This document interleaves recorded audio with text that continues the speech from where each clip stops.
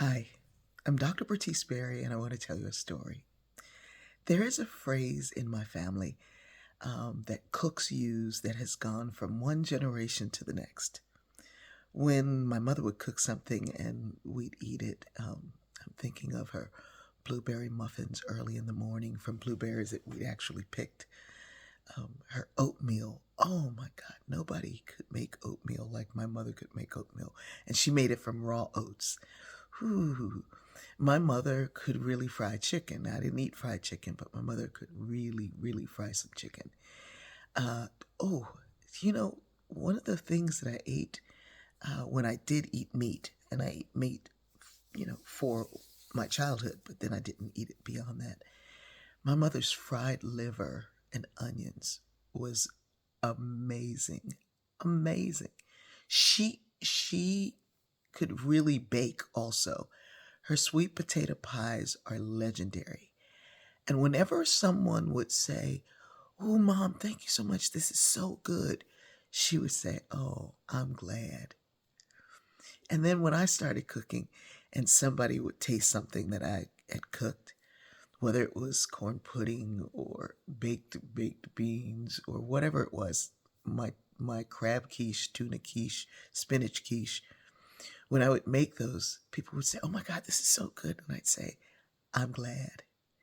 It was a way of saying you've made me happy by loving this food. Now my daughter, if you tell her something is delicious, she says, "I'm glad." It is. I heard her say it the other day, and I teared up because I knew that this expression had been passed down to mother to daughter to granddaughter. Well, I my daughter loves to cook, and she will not cook with me in the kitchen at all. And so I have to leave the kitchen and wait for her to be done, which is not long. As my godmother, who was another amazing cook, would say, "Ooh, she could turn around in the kitchen," which meant you go in the kitchen, turn around, and the food is done. And so then I go in and I cook. And I was walking in to get something, and Fatima was prepping, chopping onions, chopping celery, chopping all these things, and sitting down. Now, every woman in my family, back to the beginning of women in my family, have always stood doing absolutely everything. And I said, "You sit down when you chop onions?" And she said, "Yeah, I sit down when I'm prepping." And I said, You can do that?" She said, "Yeah, mom, you can sit. And you don't have to stand the whole time." It never occurred to me that I could sit and prep.